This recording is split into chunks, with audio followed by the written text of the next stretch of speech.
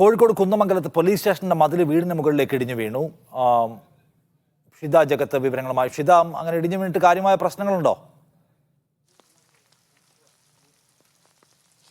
നിഷാദേ, ഇതാണ് ആ പോലീസ് സ്റ്റേഷനാണ് മുകളിൽ കാണുന്നത്. ആ മതിലാണ്, അവിടെ പോലീസ് സ്റ്റേഷനോട് ചേർന്നുള്ള മതിലാണ്, അതിൻ്റെ ചുറ്റുമതിലാണ് വീണത്. കാര്യമായ പ്രശ്നങ്ങളുണ്ടോ എന്ന് ചോദിച്ചാൽ, ഒരു വീട്, ഇരുനില വീടാണ്. ആ വീടിൻ്റെ സൺഷെയ്ഡ് പൊട്ടിയിട്ടുണ്ട്. സൺഷെയ്ഡിൻ്റെ ഒരു ഭാഗങ്ങളൊക്കെ പൂർണ്ണമായും തകർന്നിട്ടുണ്ട്. ഒപ്പം തന്നെ ഗ്ലാസിൻ്റെ ചില്ലുകൾ തകർന്നിട്ടുണ്ട്. ഉള്ളിൽ വിള്ളലുണ്ട് എന്നുള്ളതാണ് ഇവിടെ ഈ വീടിൻ്റെ ഉടമസ്ഥൻ തന്നെയുണ്ട്. എന്തൊക്കെ നാശനഷ്ടങ്ങളാണ് നിങ്ങൾക്ക് ഇത് കാരണം ഉണ്ടായിരുന്നത്? ബൈക്ക് മൊത്തം പോയി, കരിഷ്മ ബൈക്ക് നിർത്തിയിട്ടായിരുന്നു അവിടെ? ആ സൈഡിൽ നിർത്തിയിട്ടായിരുന്നു.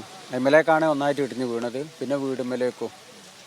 വീടിനുള്ളിൽ വിള്ളലുണ്ടോ? ആ, ചെറിയ വിള്ളലുണ്ട് സൈഡ്, ഈ റൂമിന്റെ സൈഡിൽ. ഇതിപ്പം ഈ മണ്ണ് മുഴുവൻ കല്ലൊക്കെ വീടിന് മുകളിലായിരുന്നു? ആ, മൊത്തം അങ്ങോട്ട് വീണ് കിടക്കിയിരുന്നു.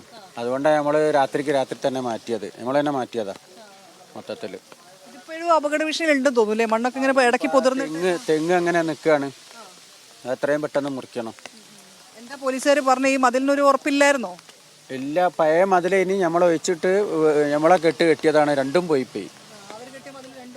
അവരത് പഴയ കെട്ടായിരുന്നു. പക്ഷെ ഇവിടേക്ക് പുതിയ കെട്ട്, ഒരു ഫ്രണ്ട് കെട്ടി അതേമാതിരി ഇവിടെയും കെട്ടേണ്ടിയിരുന്നു. കോൺക്രീറ്റ് വാളായിട്ടല്ലേ?